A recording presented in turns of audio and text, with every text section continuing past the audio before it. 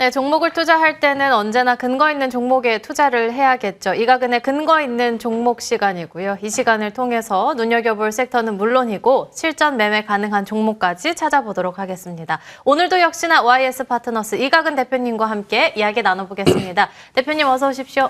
네, 안녕하세요. 네, 코스피가 8거래일 연속의 상승 흐름을 나타내고 있습니다. 밀리더라도 장 막판에는 다시금 올려주는 정말 강한 흐름을 나타내고 있고 대형주 단 안에서는 반도체, 조선, 방산, 2차 전지 등으로의 순환매를 나타내고 있는데 오늘도 또 발빠르게 눈여겨볼 섹터를 찾아보기 전에 앞서서 워낙에 또 반도체 분야에서 예리하게 짚어주시는 만큼 간략하게 전략들 챙겨보고 넘어가도록 하겠습니다.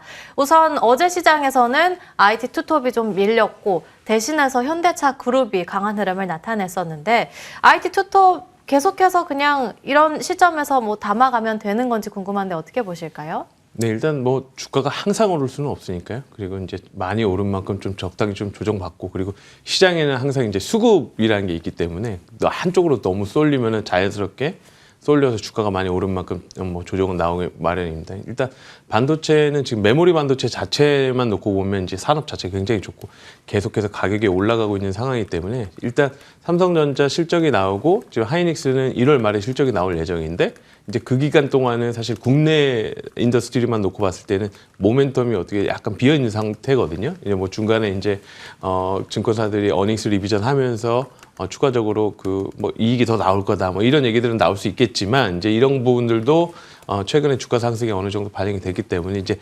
새로운 팩트가 나오기 전까지 그러니까 삼성전자도 숫자만 내놓은 상태이기 때문에 이제 월 말에 있을 컨퍼런스 콜, 하이닉스도 이제 있을 컨퍼런스 콜 이런 걸 통해서 올해 연간의 큰 그림들을 그려주면 다시 한번 또 이제 방향성 잡아가고 이렇게 방향성 잡아가면서 주가가 또 이제 그런 부분들을 반영하지 않을까라고 보고 있습니다. 네, 메모리 산업도 좋고 가격도 지속해서 올라가고 있고 삼성전자 잠정 실적 발표 나왔고 SK하이닉스에 대한 실적 발표 나오기 전에 어떠한 이런 큰 모멘텀은 부재한 상황인데 새로운 팩트가 나오기 전까지는 주가는 다소 쉬어갈 수는 있겠다라고 정리해 주셨습니다.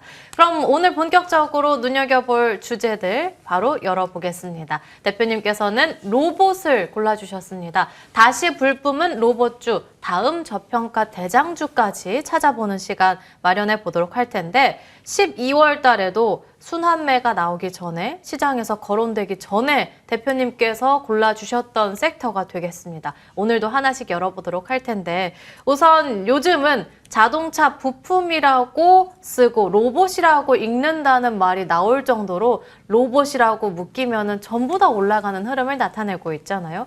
이 랠리가 과연 언제까지 지속될 수 있을까요? 네, 일단 우리가 딱 1년 전으로 돌아가 보면 2025년 CES에서는 가장 핫했던 게 사실 AI나 이런 걸 줄 알았는데 유리기판이었습니다. 유리기판. 네. 네, 이제 우연히 행사장에서 최태원 회장이 젠슨을 만나서 우리 유리기판 한번 써봐라. 굉장히 좋다. 이렇게 말하는 멘트가 이제 산업 전반적으로 확 붙어가지고 유리기판이 굉장히 작년 요맘때 이제 거의 CES 대장주격이었는데 생각해 보면 대장이라고 볼 수 있었던 그 당시에 SKC가 주가는 이제 1월 20일 날 고점이 나왔지만 그 네. 관련 테마군, 그러니까 필옵틱스나 캠트로닉스 이런 관련된 유리기판 인더스트리는 4월 달까지 주가가 계속해서 우상향하면서 쭉 뻗었거든요. 그러니까 유리기판 상용화에 대한 기대감들. 그러니까 지금은 근데 그때보다도 상황이 훨씬 좋은 상황입니다. CES에서 이제 현대차가 인수한 보스턴 다이나믹스의 실물들을 실제로 봤고 그 실물이 실제보다 훨씬 더 좋았고 이제 그리고 이거에 대한 IPO에 대한 구체적인 계획에 대한 코멘트들이 계속해서 연달아 나오고 있는 상황이기 때문에 적어도 작년에 유리기판보다는 훨씬 더 펀더멘탈이나 모멘텀 자체가 좋다라고 보시면 될 것 같고요. 이번에 지금 CES 갔다 오신 분들을 네. 최근에 어제 오늘 많이 만났는데 네. 다 똑같이 하는 말들이 다 놀랬다는 거였어요. 이제 지금 화면에 나오고 있는데 아트라스의 움직임이 굉장히 부드럽습니다. 그러니까 지금 이제 인터넷 유튜브 같은 데서 많이 이제 비교가 되고 있는데 이번에 CES에서 가장 중심이 됐던 게 유니트리의 로봇하고 현대 아틀라스였거든요. 근데 이 비교가 되는 것들을 보면 유니트리의 움직임은 굉장히 이게 보통 사람들이 봤을 때 굉장히 역동적이잖아요. 네. 그 되게 춤을 힙하게 막 되게 잘 치는 것처럼 보이고 조금 옆에 무서워요. 아틀라스는 네. 굉장히 부드럽게 움직이죠. 네. 이 차이가 이제 보통 우리가 봤을 때는 유니트리 굉장히 좋다라고 볼 수 있는데 네. 저게 지금 동작의 힘의 조절이 안 되기 때문에 저렇게 과격한 움직임이 나오는 겁니다. 그러니까 기본적으로 이제 이게 발전 단계라고 보시면 되는데 로봇의 지금 저 액추에이터들을 가동하는 방식이 유압식이냐 아니면 전자식이냐. 우리가 흔히 아는 걸로 보면은 포크레인 같은 게 유압식으로 이렇게 힘을 움직이는 거거든요. 그러니까 움직임이 그 뭔가 춤으로 치자면 각기춤처럼 그냥 뚝뚝뚝 끊어지는 거죠. 네. 근데 이제 전자식 방식이 되면 오른쪽에 있는 아틀라스처럼 굉장히 부드럽습니다. 근데 이거는 이제 이번에 기존의 아틀라스 모델 같은 경우에는 다 유압식이었어요. 근데 이번에 갖고 나온 모델 같은 경우에는 전자식으로 바뀌면서 그 움직임이 굉장히 부드럽고 그 부드럽다는 거는 아까 말씀드린 것처럼 힘 조절이 굉장히 정교하게 가능하다. 그러니까 사람의 움직임처럼 굉장히 가능하기 때문에 이런 부분들이 이제 CES에서 사람들이 놀랬던 부분이고 또 하나는 아까 보시면 아시겠지만 유니트리의 로봇은 굉장히 작습니다. 키가 한 130, 40cm 정도 되는 거고 현대 아틀라스는 이번 영상들을 보시면 그 서양의 성인 남자들보다 키가 비슷하거나 더 컸어요. 그러니까 이게 이제 잘못 생각할 때는 이게 키가 작은 게 더 좋은 거 아니야? 라고 생각할 수 있지만 키가 커지는 거를 정교하게 움직이는 게 훨씬 더 난이도가 어렵다라고 보시면 될 것 같습니다. 그러니까 업계 말로는 키가 2배가 커지면 그거를 컨트롤하는 데 있어서 200배가 어려워진다라는 얘기가 있을 정도로 이게 사이즈가 커지는 거를 정교하게 움직이는 그리고 정확하게 컨트롤하는 거 굉장히 어려운데 이번에 아틀라스에서는 그거를 다 구현했다라고 보시면 될 것 같고요. 거기에 플러스 이제 모베드처럼 현대가 이제 보스턴 다이내믹스에서 내놓은 이런 그 로봇들 자체가 굉장히 좀 시장에서 센세이션했다라고 보시면 될 것 같습니다. 그래서 사실 보스턴 다이내믹스 그리고 현대차 그룹의 그 로봇이 시장에서 조금 떨어지는 거 아니냐, 그러니까 옵티머스 대비 그렇게 생각하는 사람들도 있었는데 이번에 열었더니 굉장히 좋았다. 이렇게 보시면 될 것 같습니다. 그래서 지금 최근에 CES 끝나고 잠깐 쉬었다가 다시 이번 주부터 하는 게 갔다 온 사람들이 굉장히 놀래가지고 이제 시장에서 많이 이렇게 인식이 확산되고 있는 거 아닌가 이렇게 보고 있습니다. 유니트리는 약간 이런 움직임이면 아틀라스는 이런 식으로 움직인다고 보면 될 것 같은데 유리기판 관련주들이 작년 4월까지 상승을 했다면 당연 로봇주들은 그 이상의 상승 흐름도 나타낼 수 있을 것 같다라고 말씀해 주셨고 현대차의 아틀라스의 승이 될 것 같습니다. 지금 이 시장에서도 현대차 그룹주가 정말 일제히 폭풍 성장하는 흐름을 나타내고 있는데 이 과정 안에서도 또 어마어마한 몸값 7조 원 예상된다는 HD 현대 로보틱스의 상장을 앞두고 있잖아요. 일각에서는 기업 가치 3배 이야기도 나오던데 대표님께서 어떻게 보실까요? 네, 일단 현대로보틱스는 이제 국내 대략 매출액이 한 연간 매출액이 2,149억, 2024년 기준으로. 그러니까 국내 기준으로는 순수 로봇 기업으로는 매출이 가장 크다라고 보시면 될 것 같고, 이제 이거는 휴머노이드 쪽은 아직까지는 아니고, 그러니까 그 일본의 푸나기나 그 스웨덴의 ABB처럼 산업용 로봇이다라고 보시면 될 것 같습니다. 어쨌거나 지금 이 로봇이 HD 현대로보틱스죠. 정확한 명칭은 이 현대로보틱스가 이제 상장을 앞두고 있기 때문에 이런 부분들도 그 국내 전체 로봇 산업에 이제 큰 변화나 그 모멘텀이 될 수 있을 거라고 보고 있고요. 그 마지막으로 펀딩했을 때가 2025년 10월 이제 산업은행 중심으로 된 PE에서 투자를 한 건데 1,800억 투자하면서 당시에 기업 가치가 1.8조 밸류로 책정이 됐었거든요. 이게 말 그대로 이건 이제 장외 시장에서 책정됐던 거고 이게 만약에 상장 단계로 들어오게 되면 아까 말씀하신 것처럼 5조에서 7조 여사이도 충분히 가능하다라는 점이고 만약에 이제 이렇게 돈을 추가적으로 IPO까지 해서 추가적으로 자금을 확보하게 되면 지금 아까 현대차는 사실 아틀라스를 현대차 공장에 먼저 투입하겠다라는 거였거든요.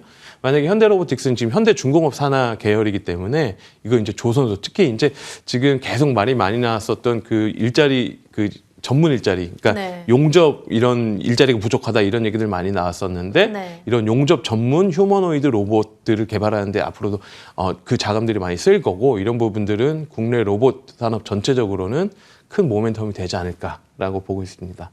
지난 시간에도 큰 강조를 해주셨던 휴머노이드 관련해서 현대차는 자동차 관련한 휴머노이드가 될 것 같고 이번에 상장하게 되는 HD 현대 로보틱스의 경우에는 조선소에서의 휴머노이드가 될 것 같습니다. 우선은 이 두 기업 모두가 산업 전반적으로 어떤 영향을 미칠지는 지켜보셔야 될 것 같고요. 저희가 그러면 이제 어떤 종목을 보느냐에 앞서서 이 로봇 섹터에 대해서 진입 타점까지도 한번 노려봐야 될 것 같은데 공략 타점들이요.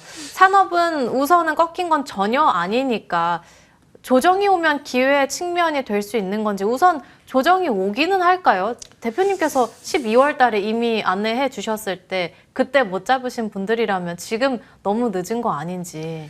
네, 일단 작년에 스파성으로 로봇 얘기를 할 때는 어닝 시즌을 피해가야 된다라고 말씀을 드렸습니다. 왜냐하면 어닝은 안 나오거든요. 근데 이제 지금 올해 어쨌거나 해가 바뀌어서 2026년이 됐고 CES 끝난 다음에 현대차에서 보여준 게 굉장히 컸기 때문에 올해는 연간 내내 이제 큰 그림들, 그러니까 꿈을 꾸면서 갈 수 있는 상태이기 때문에 이제 어닝 시즌을 피해가지 않아도 된다라는 이제 그런 이점이 생겼고요. 그리고 또 하나는 지금 현대차 이제 조심해야 될 거는 이 막 단순 테마성으로 붙는 종목들 말고 진짜 현대차와 네. 그 보스턴 다이나믹스와 관련된 서플라이 체인에 투자를 해야 된다라는 점을 이제 한번 강조를 해야 될 것 같고요. 또 하나는 지금 현대차가 주가가 단기에 많이 올랐습니다. 근데 많이 올랐는데 올해 실적 기준으로 PER 9배거든요. 그리고 현대모비스도 주가가 단기에 이렇게 많이 올랐는데 이제 겨우 9배입니다. 지금 코스피가 4,700, 시장 PE가 대략 12배, 13배 이런 얘기들 나오고 있는데 아직 시장보다도 되게 못 나오는 상황이고 그리고 일본의 그 경쟁업체라고 볼 수 있는 도요다도 10.7배. 그러니까 도요다는 순전히 자동차밖에 없는데도 거의 11배 가까운 밸류에이션 받고 있는데 현대차는 사실 작년에 돈을 되게 많이 벌었거든요. 물론 네. 이제 관세 때문에 어느 정도 하반기에는 감익이 좀 있었지만 이익을 굉장히 거의 연간 기준으로 40조 가까이 그 돈을 벌고 있음에도 불구하고 그럼에도 불구하고 시장에서 제가 말씀 잘못 드렸네요. 거의 10조, 12조 정도 벌고 있음에도 불구하고 그 PER이 5배에서 뭐 올라가지 못했기 때문에 이제 이런 부분들은 주가가 이렇게 단기에 이렇게 2배 가까이 올라도 PER이 9배가 안 되는. 그러니까 굉장히 매력도가 높은 산업이고 여기에 더해서 이제 아틀라스 휴머노이드 로봇에 대한 모멘텀까지 붙었기 때문에 이게 새로운 꿈을 꿀 수 있는 충분한 뭐 여러 가지 여건이 됐다라고 보시면 될 것 같습니다. 네, 이제는 어닝 시즌은 피해가지 않아도 된다라고 말씀해 주셨고 우선은 11월 26일에 또 관련해서 현대위아를 체크를 해 주셨는데 공략주를 언급해 주시고 상승률은 57%대 넘어서고 있습니다. 지난주에 신고가 경신까지 나왔는데 현대위아는 간략하게 어떻게 보는 게 좋을지 그리고 범현대 가면 뭐 다 담아도 될까요? 네, 일단 뭐 오늘 아까 말씀드린 이제 봐야 될 종목까지 다 한 번에 말씀드리면 그 진짜로 이제 관련된 종목들 아까 현대위아도 마찬가지로 그런 종목이었죠. 이게 네. 주차 로봇 실제로 현대위아가 생산하고 있고 뭐 이런 부분들 때문에 주가 상승이 좋았는데 앞으로도 큰 그림들이 좋아질 거라고 보고 있고요. 그래서 오늘 저희가 살펴볼 거는 SL입니다. 현대차 원래 이제 현대차의 부품의 핵심 기업이었는데 앞으로도 그 로봇 산업 확장으로서의 핵심 밸류 체인이 될 거라고 보고 있습니다. 일단 과거 수십 년 동안 현대차 핵심 자동차 부품 기업이었는데 로봇에서도 마찬가지일 거라고 보시면 될 것 같고요.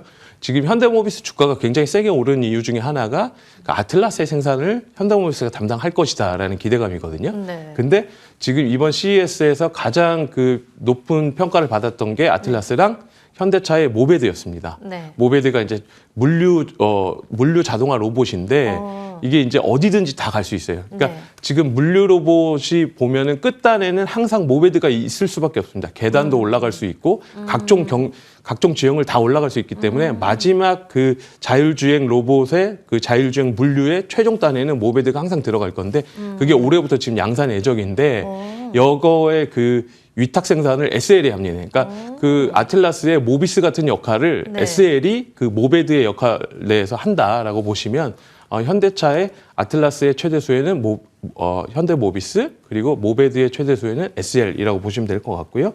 이런 부분들 때문에 올해부터 이제 모베드가 실질적으로 실적에 이제 잡혀 나갈 것으로 보고 있고 이런 부분들로 인해서 이제 이익 성장 지금 시장에서 올해 영업이익 기준으로는 대략 한 4,100억 상단에 한 4,500억으로 전년 대비 20에서 40% 정도 증가할 거라고 보고 있는데 이런 부분들은 아직 모베드 모멘텀은 본격적으로 터진다라는 것이 반영이 안 돼 있는 상황입니다. 아까 그 현대모비스라든가 이런 자동차 기업들이 지금 계속 그 주가가 PER 4배, 5배에 머무르다가 이제 9배까지 튀는 상황이거든요. 그러니까 아직 그 자동차 부품 업체들, 그러니까 특히 로봇에 직접적으로 관련이 있는 애들은 이제 그 부분을 쫓아갈 거라고 보고 있는데 지금 그 SL의 시총은 대략 1.1조. 그러니까 내년 이익이 뭐 거의 한 4, 5천억 나온다고 치면 아직도 4, 5배 정도에 불과하기 때문에 나머지 그 현대차 그룹 내에서 로봇 밸류에이션을 캐치업한다라고 치면 여기서 주가가 꽤 많은 폭이 올라도 이제 문제가 없다라고 보시면 될 것 같습니다. 모베드에 대한 모멘텀 아직 터지지도 않았다라고 말씀해 주셨고 관련한 토픽으로는 SL을 골라주셨습니다. 현대차 로봇 산업의 핵심 밸류 체인이 될 것 같은데 현재 구간 5만 원 단 아래에서의 목표 주가 손절 라인 한번 잡아볼까요? 네, 일단 목표 주가는 단기적으로 6만 원 보고 있고요. 손절가는 우와. 4만 2천 원 보고 있습니다. 네, 목표 주가는 6만 원까지 올려주셨습니다. 손절 라인은 4만 2천 원으로 대응해 보시길 바라겠습니다. 지금까지 YS 파트너스 이가근 대표님과 함께 이야기 나눠봤습니다. 오늘 말씀 감사합니다.